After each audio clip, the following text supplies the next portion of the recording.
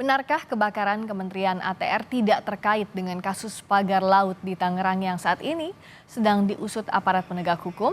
Lalu bagaimana dengan dokumen yang ada? Kami bahas bersama Harrison Mokodompis, Kepala Biro Humas Kementerian ATR. Selamat sore, Pak Harrison. Selamat sore Mbak Fiska. Kalau dari data terkini, jadi apa saja yang terbakar di sana dan dampaknya secara data seperti apa, Pak? Terima kasih pertama-tama jajaran Kementerian ATR BPN mengucapkan terima kasih untuk perhatian masyarakat Indonesia, teman-teman media. Kami pada hari Sabtu malam tanggal 8 Februari tahun 2025 sekitar pukul 11 malam seperti yang teman-teman lihat, pemirsa lihat, mengalami musibah salah satu ruangan di Biro Humas lantai 1 kantor Kementerian ATR BPN mengalami kebakaran di ruangan lantai 1 yaitu Subak Pemberian Informasi Publik dan Penanganan Pengaduan Masyarakat. Jadi saat ini ruangan sedang diperiksa atau diselidiki oleh Puslapfor Mabes Polri dan kami juga sedang menunggu hasilnya seperti apa. Tetapi untuk kegiatan sementara sama teman-teman staf yang bekerja kita sedang pindahkan ke tempat sementara yaitu di lantai 5. Pelayanan kepada masyarakat termasuk memberikan informasi dan menerima pengaduan masyarakat berjalan seperti biasa.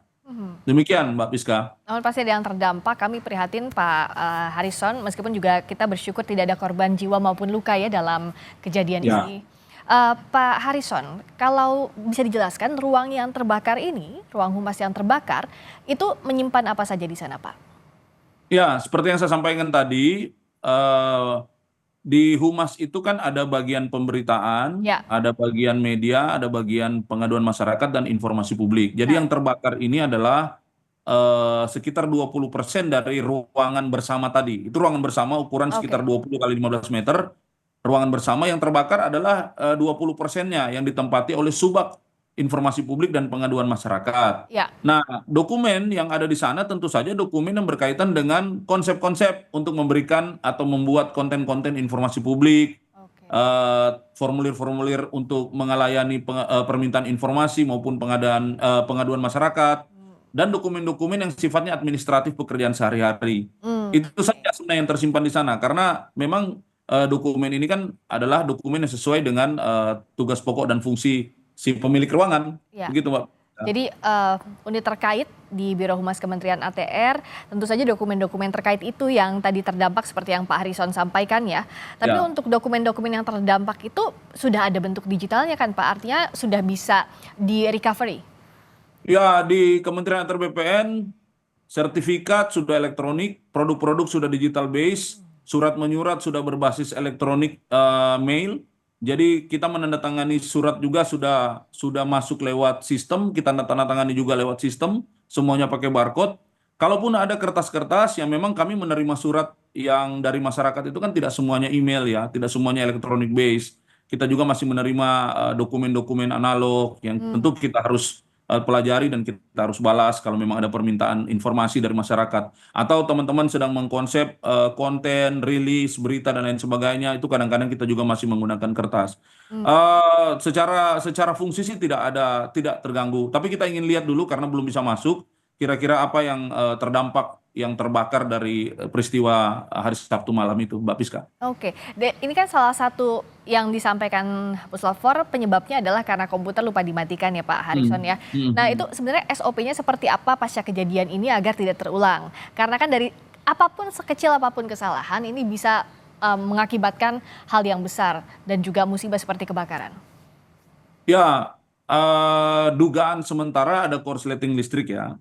Dugaan sementara ada korsleting listrik, tentu saja listrik di sebelah mana, bagian apa itu kan teman-teman puslapor yang nanti akan menunjukkan seperti apa. Ya, Tetapi kita sebagai sebuah kantor, peristiwa terjadi di hari Sabtu, aktivitas terakhir itu kan pasti di hari Jumat sore ya. ya, Nah, dalam proses bekerja biasanya semua kantor saya rasa bukan hanya ATR BPN itu punya SOP untuk mematikan AC, mematikan komputer, mematikan semua perangkat elektronik yang memang masih tinggal di ruangan, kecuali memang itu perangkat elektronik yang merupakan milik sendiri ya silakan dibawa pulang. Tapi kalau memang di kantor biasanya itu semuanya dimatikan. Tapi kan kita tidak pernah tahu ya korslet itu bisa datang dari mana. Nah, itu nanti sedang diselidiki oleh teman-teman Puslapfor. Tapi SOP mematikan alat atau gadget atau perangkat-perangkat elektronik yang ada di ruangan itu dimiliki oleh semua kantor, saya rasa, bukan hanya ATR BPN.